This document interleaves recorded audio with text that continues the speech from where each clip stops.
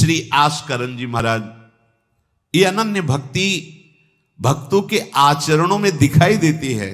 ये अनन्यता, ये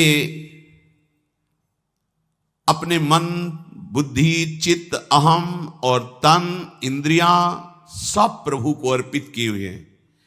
यद्यपि ये राजा हैं, जैसे लोगों का भ्रम होता है कि भगवान का भजन तो केवल भिक्षुक बन करके ही किया जा सकता है, कि हाँ कपड़े लत्ते फटे और एक लौकी का कमंडल, वही ऐसा नहीं है। बड़े बड़े चक्रवर्ती सम्राटों ने भक्ति की बाजी ऐसी जीत ली कि बड़े बड़े लंगोटी वाले उनके आगे झुक गए।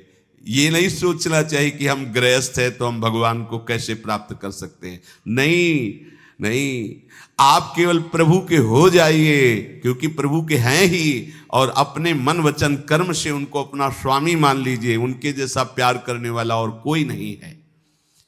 ये आस्करन जी पृथ्वीराज जी के पौत्र भीम सिंह जी के पुत्र थे, और इनके गुरुदेव थे श्री कील्हदेव जी।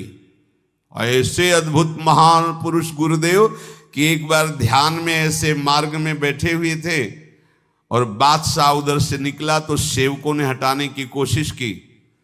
तो अब वो ध्यानस्थ थे, तो बादशाह को क्या पता कि ऐसा भी ध्यान होता है। उनको हिला रहे हैं, ध्यान से ही नहीं। तो आवेश आ गया, वो म्लेच्छ धर्मावलंबी था। उसने कहा बड़ी की सी कील इनके माथे पे ठोक दो, देखते हैं इनका कैसा ध्यान है। इतनी बड़ी कील जो छापे की आती है, पूरी कील हथौड़े से उनका ध्यान ही नहीं विचलित हुआ।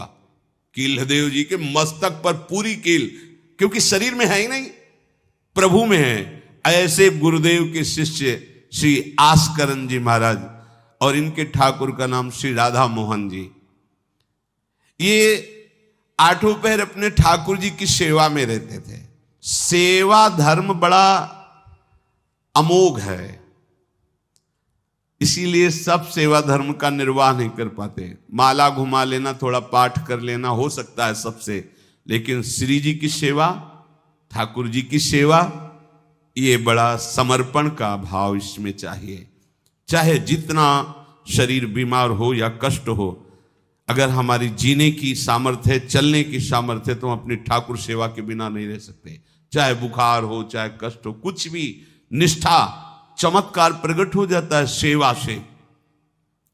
न काम कर्म बीजानाम यस्य चेतस संभव वासुदेवैक निलय सा वै भागवतोत्तमः।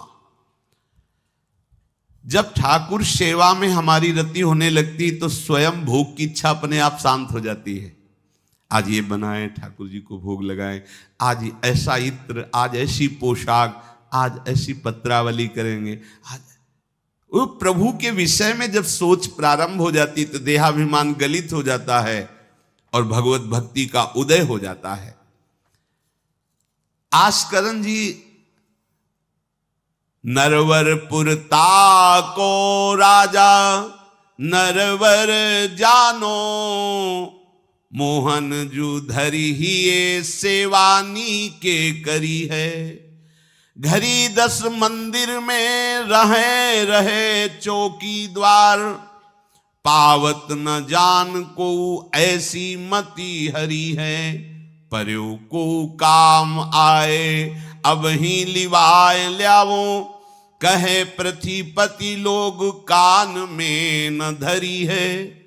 आई फौज भारी सुध दीजिए हमारी, सुनी बहु बात टारी परी अति खर भरी है। मनुष्यों में श्रेष्ठ मनुष्य आस्करन जी को कहा गया, क्योंकि श्रेष्ठ वही है जो श्री भगवान के चरणों का भजन और सेवन करता है। सेवन सेवा, नाम जप करते हुए ठाकुर जी की सेवा में तन मन प्राणों को जो समर्पित किए हुए है, उसको जो लाभ मिलता है बड़ी बड़ी साधनाओं से भी नहीं मिलता है। बहुलाश्व राजा विदेहराज जनकपुरी के राजा थे। इनका यह था कि प्रातःकालीन स्नान करके मंगला में प्रवेश हो जाते और 2 बजे तक पूरी सेवा करके मध्याह्न शयन कराने के बाद ही ये निकलते थे। ऋषियों के आगमन इनके यहां प्राय होते रहते थे। वहां बताया कि तुम जिन ठाकुर जी की सेवा करते हो, मूर्तिमान रूप हो करके द्वारिका में विराजमान है, हमारी प्रार्थना है कि एक बार साक्षात दर्शन करो जाकर के। राजा बहुलाश्व ने, वहीं श्रुतदेव ब्राह्मण भी वैसे ही भजन में लगे रहते थे, बड़े अकिंचन थे। बहुलाश्व ने सारथी को आज्ञा की, रथ तैयार करो, हम सेवा में जा रहे हैं, ठाकुर सेवा करके आएंगे, फिर चलेंगे द्वारिकाधीश के दर्शन करने। उस समय भगवान विराजमान थे। सेवा में जाते, मंगला से प्रारंभ करते। वो क्रम ऐसा था कि 2 बजे ठाकुर जी को मध्याह्न में जब शयन कराते, बाहर निकलते तो समय पूरा हो जाता। वर्षों रोज रथ तैयार होता, लेकिन सेवा से तो फिर क्या हुआ, उधर रथ की तैयारी की ठाकुर जी ने, दारुक को आदेश किया रथ तैयार करो। किस बात के लिए? बहुलाश्व के दर्शन करने हम जा रहे हैं, सेवा का फल। और साथ में कौन था? श्री सुखदेव जी, सनकादि बड़े बड़े महापुरुषों को साथ लेकर भगवान स्वयं विदेह नगरी में आए और साक्षात दर्शन और सेवा प्रदान की। सेवा बहुत कठिन वस्तु है। सेवा भगवान की, जिसने पधराली, प्रियाजू की पधराली सेवा कर रहा है, आप समझो श्री जी के निकुंज में हो, संशय मत करना, सीधे आपको श्री जी अपनी सेवा में लेंगे यदि सेवा विराजमान। देखो, साधना का फल होता है, सेवा का फल नहीं होता। सेवा का सीधा फल होता है स्वामी के समीप नित्य सेवा में पहुंच जाना। आज तक हमें कहीं ऐसा प्रमाण नहीं मिला कि श्री जी की सेवा करने वाले की गति में अंतर हुआ हो। कहीं भी ऐसा, साधना से भ्रष्ट होते तो देखा गया, लेकिन श्री जी की परिचर्या करने वाला श्री जी को प्राप्त नहीं हुआ, ऐसा हमें अभी तक प्रमाण नहीं मिला। ये श्री राधा मोहन जी के आराध्य देव थे, आस्करन जी के, और ये सेवा में मगन रहते। देखो, जब आप ठाकुर सेवा, जैसे आपको कि अब हम सेवा में रहेंगे तो हमारा काम कौन करेगा? तो पूरी सृष्टि तुम्हारे काम से चल रही है, तुम्हारे चलाए चल रही। अरे कुछ समय, घड़ी 2 घड़ी तुम ऐसी निकालो जिससे एकांत चित्त से आनंद पूर्वक अपने लाडले ठाकुर को दुलार कर सको। उनको श्रृंगार करो, भोग लगाओ, आरती करो, 4 परिक्रमा करो, साष्टांग दंडवत करो। जीवन का परम लाभ है ये। पर नहीं, आप खाएंगे हलवा, गरम गरम पकौड़ी, चाय, और ठाकुर जी के सामने वो सफेद वाले दाना नहीं आते, चिरौरी रख दो अरे भाई, तुम क्या कर रहे हो? चोरी कर रहे हो तुम। घर में ठाकुर विराजमान, घर के मालिक विराजमान है। हमें जल्दी ऑफिस जाना है, गरम गरम परेठा, ये वो सब, और ठाकुर जी के सामने। हम तो देखते हैं जैसे कोई ठाकुर जी के दर्शन कराने के लिए लाता है तो 4 टाफी, वो भी प्लास्टिक से लिपटी हुई। मतलब देख केवल ले, खा भी नहीं सकते हो क्योंकि प्लास्टिक लगी हुई, ऊपर कवर एकदम ऐसे रखे हुए हैं। वो बोले हमारे लड्डू गोपाल हैं। जब गोपाल हैं तो टॉफी खोल पाएंगे क्या? अगर आपको टॉफी पवाली है तो आप खोल करके सुंदर एक कटोरी में रख करके थे, ऐसे 4 दाने चिरौरी रख दिए, कटे हुए मिश्री के टुकड़े रख दिए। अरे अनंत ब्रह्मांडों का भरण पोषण करने वाला तुम्हारी चिरौरी के लिए मर रहा है। हाँ, अगर तुम्हारे पास केवल चिरौरी ही है तो वो तृप्त हो जाएगा। तुम खाओ हलवा, उसको रखो, चिरौरी तुम पहनो, एक से एक बढ़िया कपड़ा, और ठाकुर जी के लिए अलग कपड़ा होता है दुकानों में, वो ठाकुर जी के लिए लेना है। पूजा, सत्यनारायण की पूजा की सामग्री गांव में जो परचून की दुकानें होती हैं कस्बों में, उनमें अलग होती है। बोले सुपारी देना, तो बोले पूजा के लिए, बोले हाँ, वो सड़ी सुपारी का अलग बैंक होता है, वो पूजा के लिए जाएगा। प्रभु के लिए तुम ऐसे चिरौरी रख देते हो। वो नारियल भी जिसमें पाली लो, देखो ना कथा, सत्यनारायण की कथा करनी, हमें नारियल दे दो। वो सूखा नारियल जो किसी काम में ले जाएगा, सत्यनारायण के पास जाएगा। वो कपड़ा टून का ना पहन सकते हैं, ना ओढ़ सकते हैं, ना बिछा सकते हैं, ना पोछा लगा सकते हैं, वो ठाकुर जी के लिए बलिहारी है श्रद्धा। तो भी ठाकुर जी भी ऐसी व्यवस्था करते हैं, ना पहनने लायक, ना ओढ़ने लायक, ऐसा तुम्हें नया जीवन देंगे, जरूरत ही नहीं पड़ेगी कपड़े की, घूमो वैसे ही। हाँ, जरूरत ही नहीं पड़ेगी, अन्य योनिया नहीं, कोई जरूरत नहीं है, घूमो।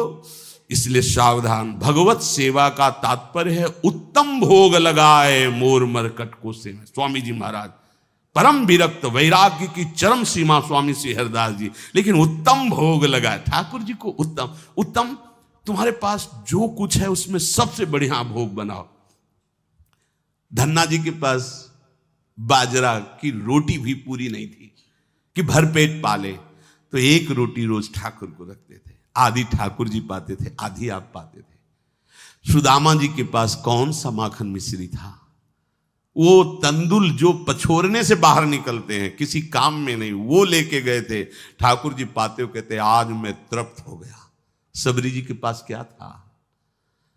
क्या था? जंगली बेर, कहीं कड़ुआ कसेला ना हो, इसलिए चख के मेरे रघुनाथ जी को कहीं कसेला ना लगे। प्रभु वाह वाह करके पा रहे। विदुरानी जी ने कौन सा 56 भोग पवाया? केले के छिलके, भाव दशा में डूबी हुई। देखो हमारे ठाकुर को कुछ नहीं चाहिए, भाव से समझिए। ये बिहारी जी को 4 घंटे बैठने के लिए 10-10 लाख रुपए का फूल बंगला निकला, काम थोड़ी चलाया जाता है। अरे हमारे लाडले सरकार है, अगर 4 घंटे बैठ गए 10 लाख खर्चा हो गया तो क्या? अनंत ब्रह्मांडों का सृजन करने वाला ठाकुर हमारे पास नहीं है, तो ठाकुर जी को आपका भाव चाहिए। और आप तो सो बढ़िया पलंग में, और ठाकुर जी को एक छज्जा में विराजमान किए। छज्जा में ऐसे उतर नहीं सकते, मतलब कूदे तो वैसे ऊंचे, अगरबत्ती दिखा दी चले। आप तो ऐसे नहीं, अपने लाड़िले ऐसे प्यार करो, ऐसी जगह सिंहासन रखो कि उतर कर अगर आपके वन विहार करना चाहे तो उतर लेना, ऐसा विराजमान करो आराम से। वो एकदम उसे दीवार में ऐसी जगह, या तो बाहर वाले कमरे में, अपने कमरे में तो ठाकुर जी रहेंगे ही नहीं। अरे भाई अगर घर में ठाकुर जी तो उठते बैठते निकलते, उनके दर्शन हो रहे, चोरी क्या? तुम तो हमारे घर के माई बाप हो, सब देखो, चोरी क्या आपसे? आपको जो अच्छा न लगे सुधार देना, ऐसे रहना चाहिए। बिल्कुल भगवत प्राप्ति निश्चित है। ये सेवा पद्धति है, बड़े भाव से आप इसको स्वीकार कीजिए। हमारे लाडले बड़े कृपालु हैं। अरे जहर पिला रही है छाती में लगा के तो परम पद दे रहे हो, तुम दूध पिलाओगे तो तुम्हें परम पद नहीं मिलेगा। पूतना जहर लेकर के पिला रही बाल गोविंद को, अभी 6 दिन के ठाकुर हैं, उसे परम पद प्रदान किया, और आप रोज सुंदर सुंदर भोग लगा रहे हो और तुम्हें भगवत प्राप्ति नहीं होगी। ठाकुर जी की आरती उतार रहे हो, बलिहारी जा रहे हो, उनके सामने कीर्तन कर रहे हो, नृत्य कर, विश्वास तो करो ना, तुम्हें भगवत प्राप्ति हो जाएगी। आस्करण जी ने एक चौकीदार पूजा गृह के बाहर बैठाल दिया और कहा कोई भी भीतर आने ना पावे, क्योंकि एक बार भी सेवा में विक्षेप मुझे बर्दाश्त नहीं। तो ठीक 10 घड़ी का इन्होंने भी नियम, जो नियम लो उसका निर्वाह करो। 4 घंटे। दिल्ली का बादशाह किसी कारण से उधर आया हुआ था, उसने कहा मुझे आस्करण जी से तुरंत मिलाया जाए। पहले तो राजा लोग होते थे और बादशाह, अब जैसे मुख्यमंत्री और प्रधानमंत्री, राष्ट्रपति। तो जो मुख्यमंत्री हैं ये राजा हैं प्रदेश के, और वो संपूर्ण राज्यों का बादशाह उसे कहा जाता था। आस्करण जी को शीघ्र हमारे सामने उपस्थित किया जाए। प्रार्थना की कि महाराज असंभव, इस समय आस्करण जी महाराज अपने ठाकुर जी की सेवा में हैं और उनका आदेश है 4 घंटे कोई हमसे बात ना करे। आस्करण जी को सूचना देने के लिए बार बार सेवकों को आदेश किया, पर कोई भी सेवक बादशाह की आज्ञा पर नहीं उतरा। हम अपने राजा से ऐसा नहीं प्रार्थना कर सकते। 4 घंटे। बादशाह को बहुत कष्ट हुआ कि हमारी आज्ञा का उल्लंघन। तुरंत आदेश किया सेनापति को, बुलाओ, देखते हैं कि हमारी आज्ञा का उल्लंघन का परिणाम क्या होता है। सेनापति तुरंत उपस्थित हुआ। इस नगर के सबको दंड दिया जाए और बंदी बनाकर आस्करण को हमारे सामने लाया जाए, क्योंकि बादशाह है। अब अहम तो विराजमान है ही है, कोई परमहंस थोड़ी है कि अहंकार लीन हो गया है। बताया गया कि ठाकुर सेवा में, भगवत आराधना में 4 घंटे उनके पास कोई सूचना नहीं पहुंचाएगा। बादशाह की आज्ञा का उल्लंघन करने के कारण सब सैनिक जितने थे दब रहे थे। महाराज की तो आज्ञा है कि सूचना न दो, पर यहां तो सब गड़बड़ हो रहा है। बादशाह ही नाराज हो गया। बड़ी घबराहट पूरे नगर में फैल गई और पूरे सैनिकों में फैल गई। ये नरवरगढ़ ग्वालियर से दक्षिण में है। आस्करन जी ना शिकार खेलते थे, ना किसी को दंड देते थे, बस केवल भगवत सेवा, नाम जप, नाम कीर्तन, पूरे नगर को सब सुविधा, सबके घर में ठाकुर सेवा, सबके यहां नाम कीर्तन सुनाई देना चाहिए।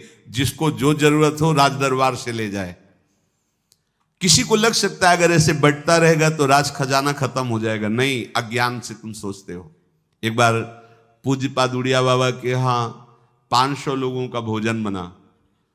अब वहां उत्सव में 5000 से भी अधिक लोग आ गए। तो जो सेवक जन थे, भंडारी थे, भाग के आए, बाबा अब तो बहुत ही हानि हो जाएगी, क्योंकि सब लोग आ गए, 5000 के लगभग लोग हैं और 500 का ही भोजन बना है। बाबा जी ने कहा घबराने की जरूरत नहीं। गए, अपना ऊपर का चला ऐसे डाल दिया जो रसोई बनी हुई थी। बोले इसे खोलना नहीं, बस बांटते जाओ। सब पा चुके, जितना बना था ना, भगवत प्रताप। हरिराम व्यास जी की बेटी का ब्याह, रात्रि में बारातियों के स्वागत के लिए एक से एक सुंदर पकवान बने हुए थे, क्योंकि जिनके चेला मधुकर शाह राजा थे उनके पास कमी क्या, सब सुविधाएं।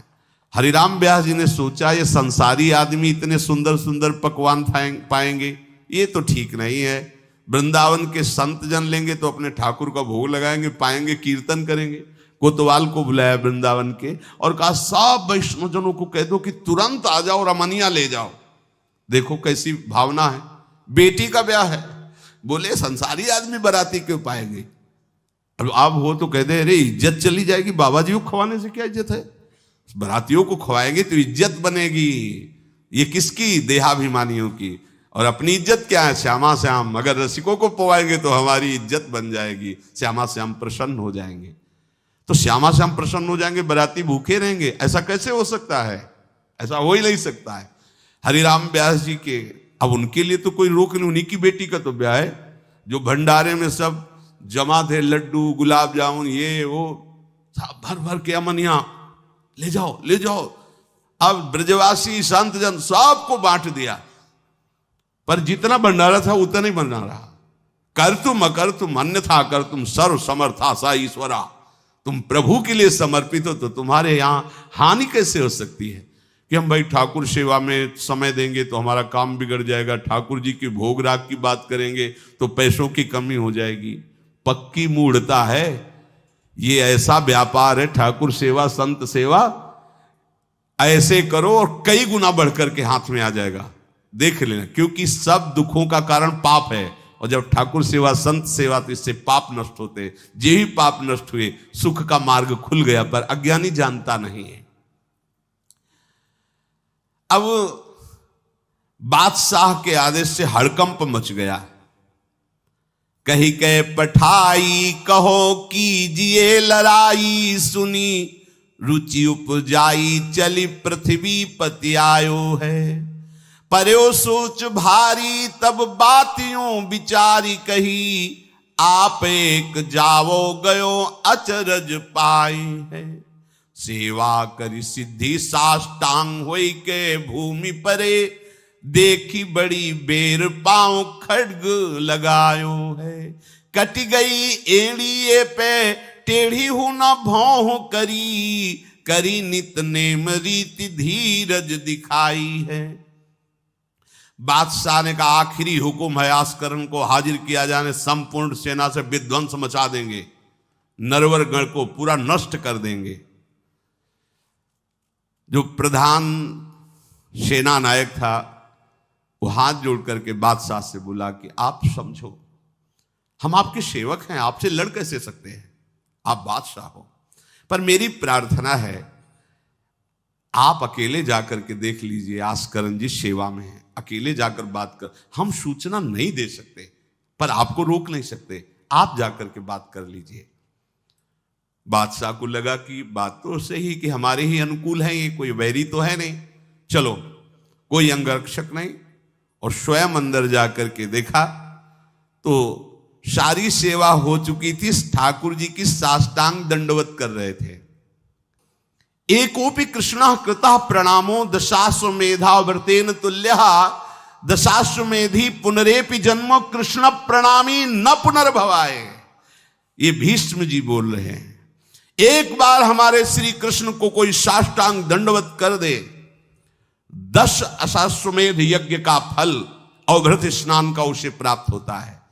पर 10 ये अश्वमेध यज्ञ करने वाला पुनर्जन्म को प्राप्त होता है, पर एक बार श्री कृष्ण को साष्टांग प्रणाम करने वाला पुनर्जन्म को प्राप्त। दशाश्वमेधी पुनरेपि जन्म कृष्ण प्रणामी न पुनर्भवाए। अपने पास तो भगवत प्राप्ति के लिए बहुत से अस्त्र हैं, केवल नियम पूर्वक प्रयोग करो, माया का प्रवाह बंद हो जाएगा।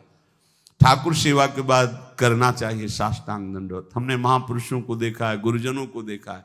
अब शरीर उस लायक नहीं है तो भाव से कर लीजिए। अगर शरीर स्वस्थ है और आप करने लायक हैं तो जरूर, जैसे माताएं बहनें सखियां हैं तो पंचांग, एक पंचांग दंडवत की, खड़े हो गए, हाथ जोड़ा, मंत्र अंदर स्मरण किया, फिर पंचांग 5, 7, 11, 21, 51 ऐसा करना चाहिए। आस्करण जी भगवत सेवा करके साष्टांग दंडवत कर रहे थे नियम पूर्वक। अब ये तो पता चल गया कि कोई आया है, पर ना नजर दी, ना बात की, ना रुके, उठे साष्टांग दंडवत, फिर उठे, फिर साष्टांग दंडवत। बादशाह खड़ा देखता रहा, ये तो ना हमारी तरफ देख रहे हैं ना बोल रहे हैं। बहुत देर हो गई, चुपचाप। पद का अभिमान होता है। अब वो बादशाह ठहरा, खींची तलवार, म्यान से निकाली और जब ये साष्टांग हुए तो मारा ऐसे, तो एड़ी उड़ गई, कट गई एड़ी आस्करण जी की। लेकिन आस्करण जी ने ना दंडवत रोकी, ना मुड़ करके देखा, खून की धार बह रही। निष्ठा देखिए, ये है अनन्य भक्ति की निष्ठा। नहीं कहा कि अब रुक गए, कुछ नहीं, वैसे ही खड़े हुए, फिर साष्टांग दंडवत, फिर खड़े, खून से लथपथ हो रहे, कोई कष्ट का अनुभव नहीं दिखा रहे कि आओ कहे या पीछे मुड़ करके देखे। अब तो धैर्य छूट गया बादशाह कि ये मेरे से तो अपराध बन गया, ये कोई नाटक नहीं कर रहे, ये तो सच्ची में महान भागवत है। क्योंकि जो पद का अभिमानी जन होता है वो ये नहीं जानता है कि भक्ति क्या होती है, भक्ति का स्वरूप क्या होता है, भक्तों की निष्ठा क्या होती है। उनको तो लगता है कि मैं अमुक पदाधिकारी हूं, मैं इतना, तो ये बाबा जी लोग भीख मांगने वाले, इनके आगे क्या जमीन में बैठे, हमारे लिए कुर्सी की व्यवस्था नहीं होगी क्या? हमारे को इस पद का अभिमान जो मिला है उसका सम्मान होना चाहिए। तो वो जिस पद में है, इस सृष्टि में कोई वो पद नहीं है, वो हरिदास पद में है, हरि पार्षद। तुम तो मायाकृत सृष्टि के किसी पद पे होगे, वो मायापति के निजी पार्षद हैं। तुम्हें दिखाई देता है भिखारी है, तुम्हें दिखाई देता है भिक्षुक है, नहीं नहीं, वो इतने बड़े बादशाह के ऐसा बादशाह पैदा ही नहीं हुआ है? चाह मिटी चिंता मिटी मनुआ बेपरवाह, और जिनको कछु न चाहिए वो साहन के साह। नरपति सुरपति लोकपति जिनके भावे घास, जिनके भावे घास, रहे परमानंद में तज सब ही की आस। गर्दन उतार दोगे, अगर हरि का विधान होगा तो शरीर ही नष्ट होगा, नहीं तो हमें छू भी नहीं सकते, हमारे स्वरूप को नहीं छू सकते। भक्त अपनी निष्ठा पे होता है। एक बार भी आस्करण जी ने मुड़ करके नहीं देखा बादशाह की तरफ। अब तो धैर्य छूट गया बादशाह की, गलती हो गई हमसे। ऐसा ही होता है। नवलदास जी को वृंदावन से हरिवंश महाप्रभु के शिष्य थे, तो बादशाह तुर्की था, उसके मन में वैश्यकुल के प्रति बड़ी ईर्ष्या पैदा हुई थी। तो उसने कहा भारत में वैश्यकुल नहीं रह जाना चाहिए, नष्ट कर दो। आतंक स्वरूप उनका काटना मारना, लाखों वैश्यों का कत्ल कर दिया। पता चला कि धूसर वैश्य एक वृंदावन में भी है। आए, उनको बंदी बना लिया, सामने पेश किया, कहा सर झुकाओ। कहा तो झुक चुका है एक जगह, राधा वल्लभ लाल के चरणों में। अनंत कोटि ब्रह्मांडों के बादशाह के सामने सर झुक गया है, अब तू तो एक भूमंडल का जबरदस्ती बादशाह बना बैठा है। बोले जंजीरों में बांध दो इसको, रोज कोड़े लगाओ, भोजन मत दो, फिर इसको हम दंड निश्चित करेंगे, देखते हैं, बहुत अपने अभिमान में है। बांध दिया। सुबह कोड़े लगाने गए तो जंजीरें पड़ी थी और कुछ नहीं था। फिर खोजा तो वृंदावन में राधा वल्लभ जी के दर्शन के, फिर बांध के ले गए। अरे बोले तेरी जंजीरें क्या मुझे रोक सकती है, जब माया की जंजीरें नहीं रोक पाई तो तेरी जंजीरें क्या रोकी। तू लाख बार बंधवा, मुझे नहीं रोक सकता है। आखिरकार चरणों में झुका, उनका बंद करवा ये नरसंहार। तेरे इस नरसंहार से कुछ नहीं होने वाला, तू शांति से रह, ये ऐसे उपद्रव करना बंद कर। तो ये जो पदाभिमानी जन हैं, एक अभिमान में न जाने कैसे कैसे बड़े अपराध हो जाते हैं, भक्तों को नहीं जानते हैं। उठी चिक डारी तब पाछे सो निहारी, कियो मुजरा विचारी बादशाह तिरिझे हैं। हित की सच्चाई यह ने कुना कचाई होत, चर्चा चलाई भाव सुन सुन भींजे हैं। बीते दिन को नृप भक्त सो समायो, पृथ्वीपति दुख पायो सुनि भोग हरि छीजे हैं। करे विप्र सेवा तिने गांव लिख न्यारे दिए, वाके प्राण न्यार लाड़ करो कही धीजे हैं। पूरी दंडवत की, ठाकुर जी को प्रार्थना की, चिक डाल दी जो मध्याह्न विश्राम की, फिर पीछे मुड़े। तब तक खून बह रहा है। पीछे मुड़कर देखा, बादशाह जोहार की, बिल्कुल गुस्सा नहीं। राजा को इनकी ये धैर्य शैली देखकर कि अपने इष्ट के प्रति निष्ठा और मेरे अपराध का कोई भी इनके ऊपर प्रभाव नहीं, रीझ गया, बहुत प्रसन्न हुआ और कहा आज मेरे नेत्र सफल हुए कि मैंने ऐसा निष्ठावान भक्त देखा। ना तो तुम्हारी भ्रकुटी में थोड़ा भी रोष है, और ना तुम्हें पीड़ा है, और ना कोई थकावट है। हम आपसे वार्ता करना चाहते हैं, क्या है आप में ऐसी सामर्थ्य कहां से आई कि आपने अपनी निष्ठा छोड़ी और तलवार से एड़ी काट दी। एड़ी, अरे ऐसे काट, जरा सा कुछ लग जाए तो देखो कैसा लगता है। एड़ी कट गई, खून निकल गई, दंडवती बंद नहीं हुई। जब वो बैठ करके भगवत भक्ति की बात की, बादशाह के आंसू आ गए। संत का यही प्रभाव होता है। देखो राजा हैं पर संत हैं। विभीषण जी से भगवान कहते, तुम सरीखे संत प्रिय मोरे, धरो देह नहीं आन। ये नहीं भूल होनी चाहिए कि अरे ये तो बड़े अच्छे कपड़े पहने, ऐसे ऐसे, ये क्या भक्ति करते हो। भक्ति का मतलब केवल इतना ही नहीं है कि भिक्षुक वेश हो। भक्ति किसी से भी हो सकती है, कोई भी हो सकता है, कहीं भी हो सकता है, क्योंकि सब भगवान के बंदे, सब भगवान को दुलार कर सकते हैं। अपनी कीमती रुमाल तत्काल पट्टी बांधी अपने हाथ से आस्करन जी के चरणों में। स्वयं बादशाह ने घुटने टेक कर तुरंत और कहा कि आज मैं निहाल हो गया। आपकी ये जो भक्ति है, ये जो निष्ठा है, आज प्रभु की हम पर बड़ी कृपा है जो मुझे दर्शन हुआ आप जैसे भक्ति की निष्ठा का। बादशाह अत्यंत प्रसन्न होकर के आपको क्या सुख प्रदान करें। होगा हमारी सेवा निष्ठा है, आप जब चाहते तब आदेश दे देते, तो आप मुझे अपने आदेश से मुक्त कर दीजिए। आज के बाद हमारा कोई शासन आपके ऊपर लागू नहीं रहेगा। आप जब चाहें स्वेच्छा से आप आ सकते हैं, ना आए तो आपका राज्य, हमारा कोई अधिकार आज से नहीं। श्री आस्करन जी को एक बार बहुत शरीर में बुखार आ गया, इतना कष्ट पीड़ा होने लगी अब वो कैसे सेवा करे? भीषण कष्ट है, उठा नहीं जा रहा। प्रातःकालीन बेला से ही सेवा प्रारंभ होती थी। बस उनको एक चिंता है कि अब सेवा कैसे होगी, सेवा कैसे होगी। उसी शिथिलता में भगवान अपने निजी सेवक में जो और परिचर्या करने में थे उनको आदेश किया, चरणामृत पिला दो, ठीक हो जाएंगे।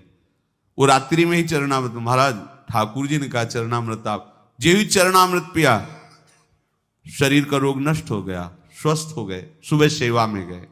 इसीलिए आप लोगों से प्रार्थना करते हैं, अकाल मृत्यु हरणम सर्वव्याधि विनाशनम श्री कृष्ण पादोदकम पीत्वा पुनर्जन्म न विद्यते। मान लो भैया, एक डॉक्टर औषधि देता है, पैसे लेता है, फीस के पैसे भी लेता है, और ना फायदा करे तो भी उसी दवाइयों का तुम आश्रय लेते हो। हम कह रहे हैं कि संसार से मुक्त होने के लिए चरणामृत सिद्ध औषधि है। रोज चरणामृत ठाकुर जी का पियो, कोई पैसा नहीं लगता। बिहारी जी, राधा वल्लभ, राधा रमन, जहां चाहो, बड़े उदार ठाकुर। चरणामृत, अगर इतना चरणामृत मिला उसमें आप 1 लीटर जल मिला लीजिए, चलता रहेगा। जब कमी लगे फिर जल मिला लीजिए, चरणामृत ही रहेगा। आप वर्षों इतने चरणामृत को पी सकते हैं जल मिला मिला के। अकाल मृत्यु नहीं होगी। समस्त रोगों के नाश करने की सामर्थ्य चरणामृत में है। कोई भी व्याधि आपको परास्त नहीं कर पाएगी। और पुनर्जन्म न विद्यते, हम भगवान के धाम में चरणामृत के प्रभाव से चले जाएंगे। अब इस पर श्रद्धा कितनी है देखो आप, 10 बार वर्णन किया होगा। नियम से चरणामृत पियो, अपने ठाकुर जी का, श्री जी का चरणामृत पात्र में रख लो, 2 बार 3 बार दिन में पियो। चरणामृत आपको अकाल मृत्यु हरणम सर्वव्याधि विनाशनम श्री कृष्ण पादोदकम पीत्वा पुनर्जन्म न विद्यते। एक बार किसी विपक्ष राजा ने आक्रमण कर दिया आस्करन जी के ऊपर। आस्करन जी के जब बात पता चली कि वो आक्रमण, तो उनका प्रभु हमसे मार काट नहीं होगा, सब में आप विराजमान हो, अब हमसे नहीं हो। या तो राजपद हटाओ, मुझे कहीं एकांत ले चलो, मैं आपके लिए रोऊं तड़पूं। अब ये सब नहीं होगा कि अब हम फिर तलवार उठाएं, मार काट शुरू करें। पर अंदर से आया कि तुम राजा हो तो प्रजा की रक्षा करना तुम्हारा कर्तव्य है। तो उन्होंने पूरी सेना सजाई, जानते हो कैसे? सब मंजीरा लो और स्वयं बोले नाम कीर्तन करो, राधा वल्लभ श्री हरिवान श्री वृंदावन श्री। कहां जा रहे? बोले युद्ध करने जा रहे हैं। ऐसे युद्ध होता है। प्रभु से कहा हमसे मारकाट होने वाले नहीं, जब हमारा कर्तव्य ही तो हम ये कर्तव्य कर रहे हैं। राधा वल्लभ श्री हरिवंश, राधा नाम कीर्तन। तुरंत आकाश में मेघ छा गए और इतने बड़े बड़े ओले शत्रु पक्ष में और हल्की फुहारें इधर के पक्ष में। जहां नाम कीर्तन, हवा चल रही, हल्की हल्की नन्ही नन्ही फुइयां बरस रही और कीर्तन में हाल, और उधर इतने इतने बड़े ओले। सब भाग गए, अस्त्र शस्त्र की आवश्यकता नहीं हुई। शत्रु पक्ष जब भागा और उधर का राजा के चरणों में गिरा कि मुझे माफी दे दो, मुझे पता नहीं था आप इस कोटि के महाभागवत हैं। यह है अनन्य भक्ति। यदि हम अपने प्रभु की सेवा, प्रभु का नाम जब, प्रभु के गुणों का गायन करते हैं, तो किसी की भी ताकत नहीं कि हमें परास्त कर सके। और आप भूल जाइए ये बात कि आपके ही किए सब कुछ होता है। आप देहाभिमान में भटक रहे, आपके किए ले। हम कह रहे मान लो, मान लो, केवल प्रभु की करुणा एक दृष्टि से अनंत ब्रह्मांड का सृजन हो गया।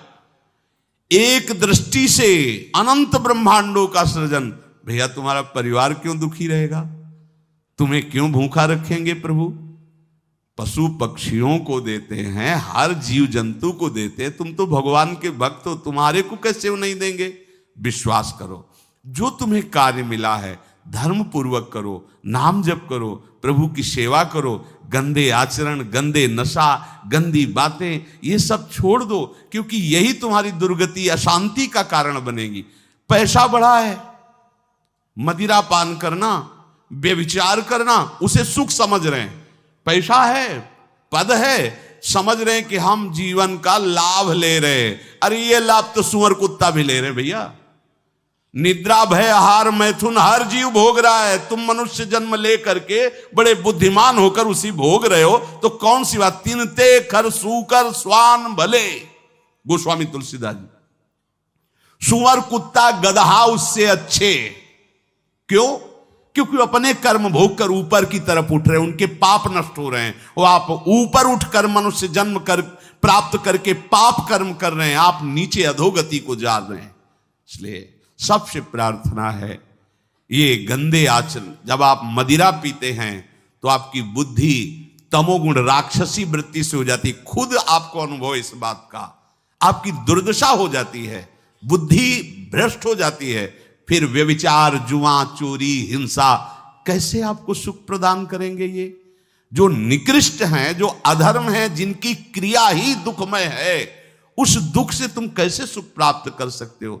धर्म से चलो, गृहस्थ हो तो धर्म पूर्वक चलोगे तो गृहस्थी में ही भगवान तुम्हारा मंगल कर देंगे, भागने की जरूरत नहीं है।